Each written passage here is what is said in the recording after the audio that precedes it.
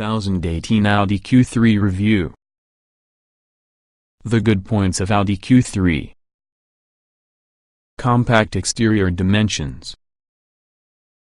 Solid, high-quality interior. Wide choice of engines and trims. Classy and refined. The bad points of Audi Q3. Interior design showing its age. Cramped rear seats. High boot access. A little dull to operate the vehicle. Since the Q3 was initially launched next year, newer versions with the ever-popular Q5 and Q7 came along, as well as the smaller Q2 continues to be introduced to fulfill the drive for compact crossovers. That doesn't indicate the Q3 now has wrinkles news. Though competition coming thick and fast from all directions, it has to stand up to your likes on the BMW X1, Mercedes-Benz GLA, Mini Countryman and cheaper alternatives such as Volkswagen Tiguan and Citroën. The Q3 may be a sales success for Audi, but will it be still good enough to see over ever-increasing quantity of rivals and one in the fastest-growing segments with the car market? Plenty of engine and transmission choices. Luckily for potential Q3 buyers, there's a wide choice of petrol and diesel engines available, from your 1.4-liter TFSI petrol with technology that closes cylinders to increase efficiency, into a powerful 2.0-liter turbodiesel that you'll also see in cars such as the Volkswagen Golf and Seat Leon. 6-speed manual gearboxes and S-tronic automatics can be purchased with 6 or 7 speeds based on the engine it's mated to, while quattro 4-wheel drive can be obtained on the most effective 2.0 TFSI petrol, or any from the diesels. Solid interior showing its age. Many from the interior fixtures and fittings are distributed to the Audi A1, another of Audi's oldest models in the current range. While that's no issue when it comes to quality, everything feels beautifully screwed together. Audi is probably its own worst enemy normally indicate because the cabins of their more recent models are extremely exquisitely designed and built. Still, the type of material used appear and feel expensive, and you will still add lots of extras for the inside making it feel more upmarket, in step with its wide selection of rivals. Hampered by pricey options. The Q3 isn't cheap to get in the first place, plus it's an easy task to hike within the price by delving to the extensive options list. Adding more pleasing equipment for a Q3 can readily send the retail price soaring towards £40,000. With regards to the model you begin off with. Bear in mind a more impressive, newer Q5 is obtainable at this type of cost, so it's good to match what you get your money can buy when you're buying. The verdict. The Audi Q3 becomes on a bit now, nevertheless it still looks fairly fresh and modern, and sells in thousands. Choose a 150 horsepower engine. Whether it's 1.4 TFSI or 2.0 TDI, therefore you'll obtain a car that's a superb all-rounder should you have a small family, that won't cost an excessive amount to run day to day. It's also good drive an automobile and hang out in.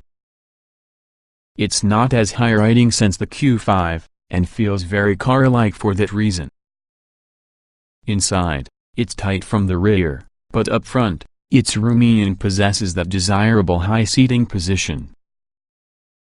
A sound choice, with strong residuals, plus a premium image. Good number of petrol and diesel engines. All are strong performers. Manual and S-tronic available.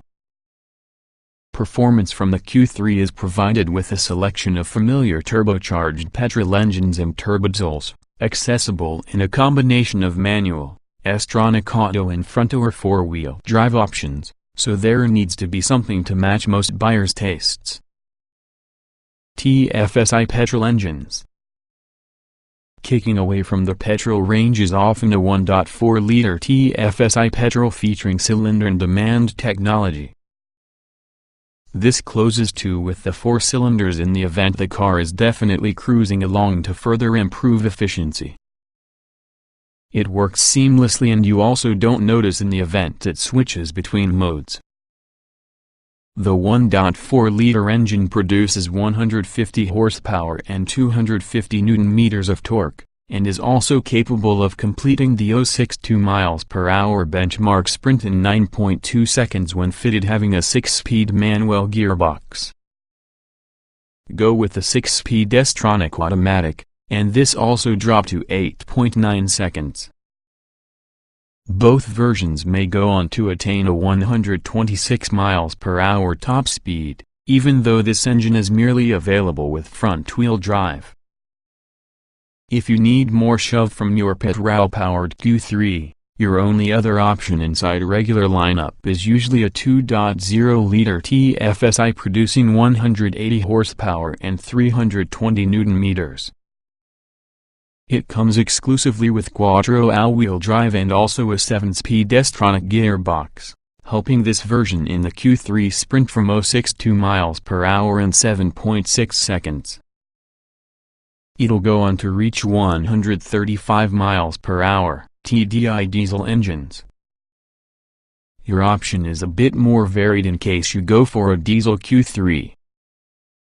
While there's still only 2 options, there's more choice gets hotter comes to gearboxes and ways in which many on the wheels you wish to be driving the vehicle.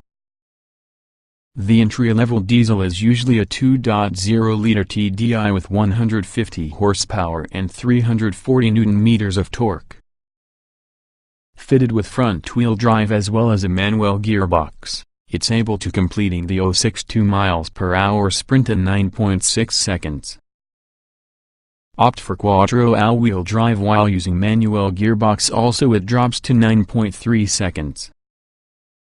A 7-speed S-tronic gearbox is usually available, just with quattro. This goes from 0.62 mph in 9.3 seconds and on to a high speed of 126 mph. If you need more power, there's a 184 horsepower version in the 2.0-liter TDI engine, provided with either a 6-speed manual gearbox or 7-speed S-tronic. Both feature quattro, and take 7.9 seconds to look from 0.62 mph, helped by 380 Nm of torque provided by low revs to shove you across the road at a decent pace. The S-tronic gearbox usually takes a bit of time and energy to work out just what it wants to do when you surprise it and plant your foot towards the floor. However, for most drivers out or within the motorway, it's an even and responsive transmission. You can control the gear shifts yourself by making use of small paddles within the steering wheel, and there's a number of driving modes available that may sharpen inside the throttle response and steering weight. Best to go out of it in comfort or auto, though, and allow Q3 do its thing. It's not just a sports car and it is best left to its devices. In this mode, it's a refined and relaxed car driving automobile. Engines will no longer available.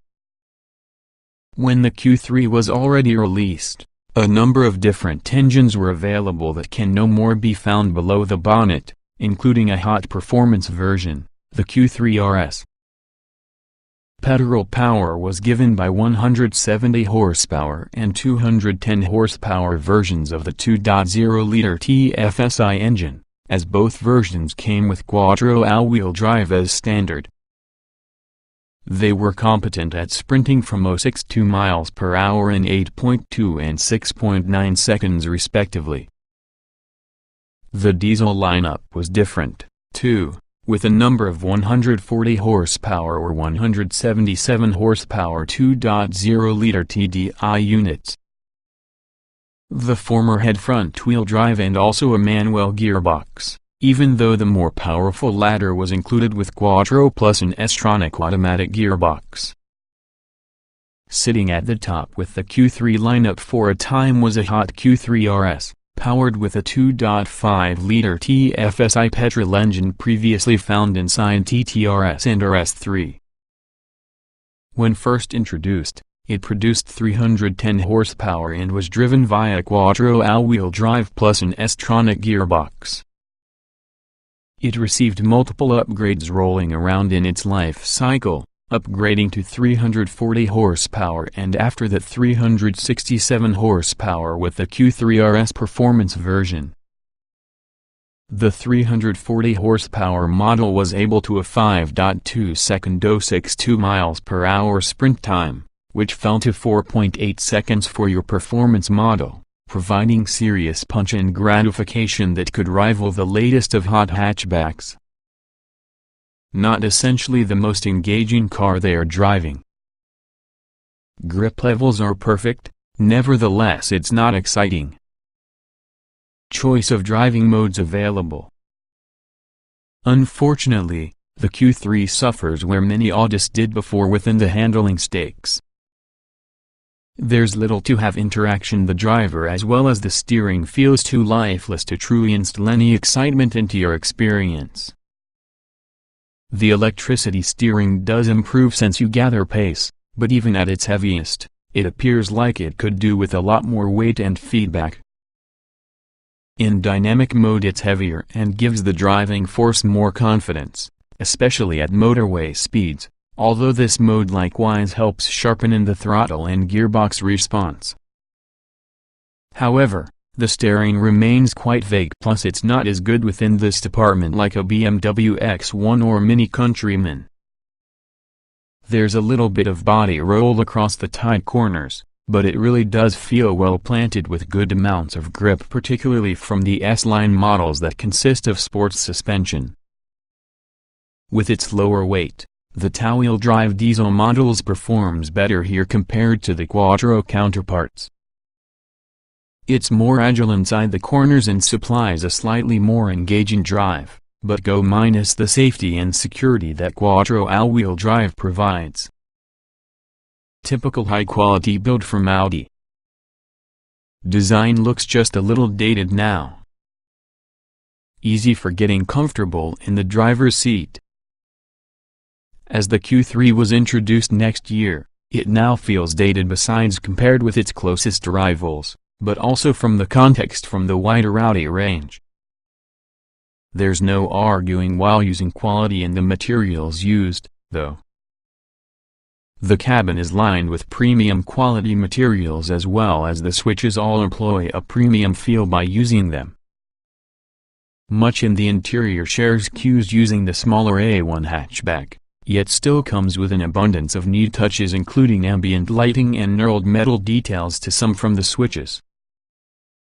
However, as the seats offer a lot of adjustment to obtain comfy when driving, there's less than enough adjustment from the steering wheel. Smaller drivers could find their reach past an acceptable limit up for your wheel when the seat is at a lower position too.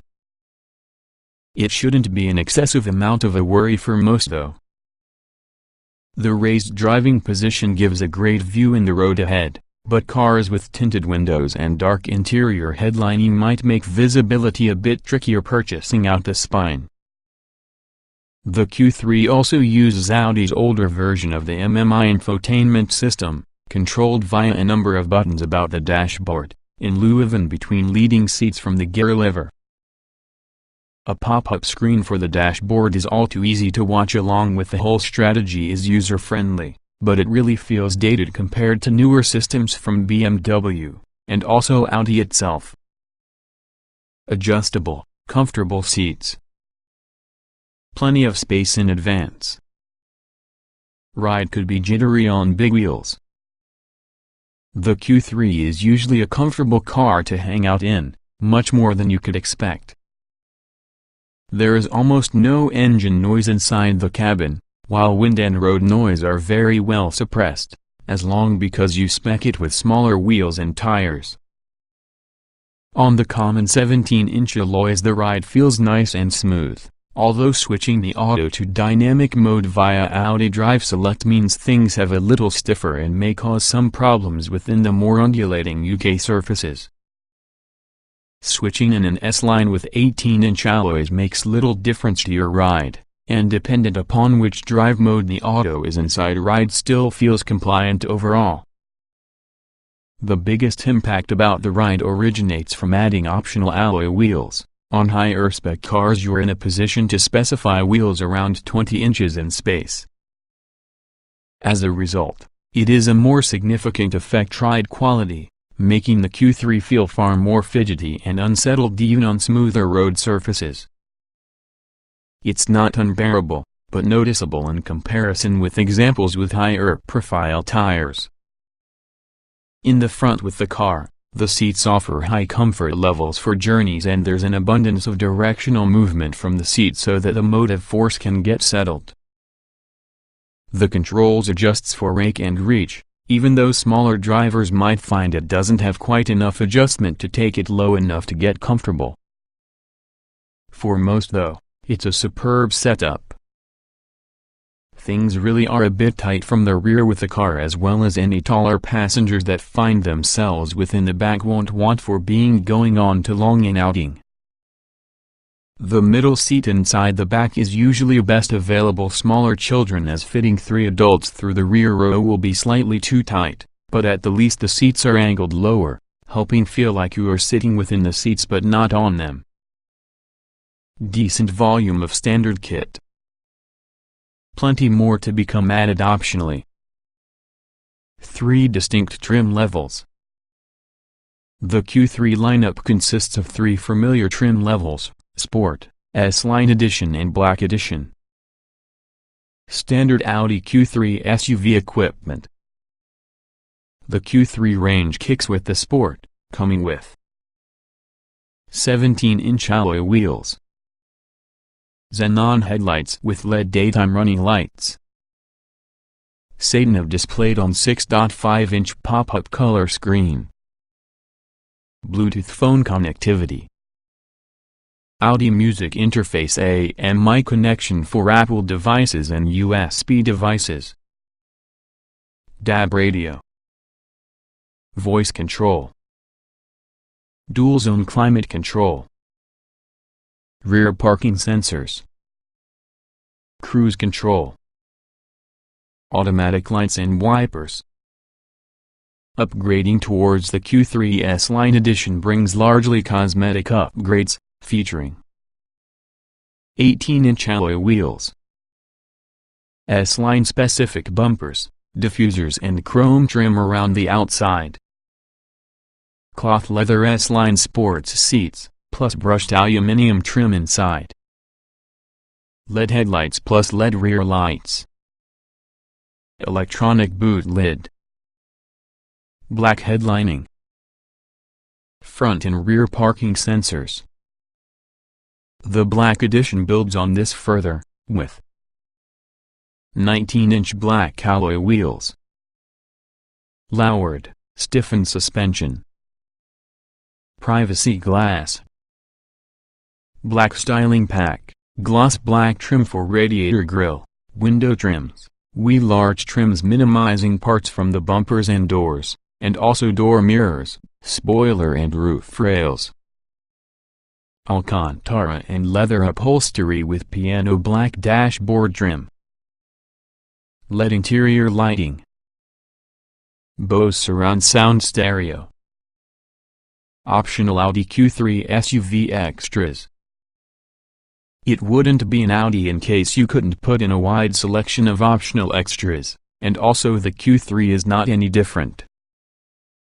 If you desire to make positive changes to Q3 cosmetically, wheels nearly 20 inches in size might be added, as can many different paint schemes, including any color from your Audi exclusive range, costing around £2,400. Some options might be added in packs. Technology pack includes upgraded Sat-Nav with 3D maps, high-resolution screen and hard disk drive for music storage. Also includes link to Audi Connect that allows for internet searches and photos via Google Earth. Comfort and sound pack includes back and front parking sensors with rear view camera, hill hold assist, Bose stereo upgrade, LED interior lighting and heated front seats. Storage pack, netting for the seats, spaces under front seats, hook and passenger footwell and lockable glove box. Several from the options present in packs might be added individually, with extras such as a panoramic sunroof, full leather upholstery and other driver assistance and safety kit. Decent safety kit tally. Driver assistance might be added. Safe car for families. Given the official safety organization, Euro NCAP, has awarded the automobile a full 5 stars, the Q3 can be a safe car they are driving. It comes together with the usual variety of safety kit including stability control, 2 front airbags, thorax pelvis side airbags and side backs with the front seats and curtain head airbags and hill hold. There are a variety of optional safety extras available for the Q3 giving it that added a feeling of security. There's Audi Side Assist, which can be essentially a blind spot detection that flashes an easy when a car is coming beside individuals. Then there can also be active lane assist that helps the motorist steer back in for the lane if the auto goes over the road without indicating, and speed limit display that watch speed limit signs and shows them for the central trip computer. Compact exterior means interior isn't huge. Space for 4 adults and usable boot. Taller passengers may struggle for space. Passenger space inside front are few things to argue with lots of headroom and legroom and space to fully stretch in. It's a mixed bag if you jump within the back seats, though. If there's nobody too tall inside front, legroom is acceptable. However, if there's a taller person inside front, therefore you're a taller person yourself sitting inside the back, things have more cramped due to a sloping roofline. It's best inside back for the children, then, since the shape in the door is pretty narrow, as you move the middle seat is best accessible smaller passengers, too. The Q3 is really a compact car, and is also barely over a regular A3 hatchback. That means it's easy to push and maneuver about with good forward visibility. It's not particularly wide, either, meaning fitting into tight spaces is simple, too. However, the key gripe while using Q3 would be the slightly protruding rear end. It slopes quite dramatically, you notice in case you look at the Auto Citation. It means that in the event you use a corner window as being a gauge for the place that the back from the car is, you need for being aware how the lower part in the back in the car is different more as opposed to top. It's not much of a big issue though, because the Q3 includes rear parking sensors as standard, or you can include a camera just as one optional extra if you need some more comfort. Boot space is a useful one with 460 liters being offered, even if this does change dependent upon whether you possess a space-saving spare wheel within the back or you cannot. If you do, it falls to 420 liters. The rear seats split 6,040. This also extends the space inside back with a possible 1,325 liters. There's little intrusion in the rear wheels since the side walls in the boot are almost completely flat. Annoyingly, the spine seats don't fold fully flat, they sit just a little raised, but this shouldn't cause a great number of problems and there's still a superb amount of room being offered. The loading lip is actually comparatively high, so getting heavy pieces of could cause issues for a few, plus there's the protruding bumper to take on. Buyers may also opt for a fold-flat front passenger seat, making it easier to hold even longer things like laminate flooring packs. The cabin does feel just a little tight for space, but the normal storage spaces like door side pockets and glove box are of the decent size.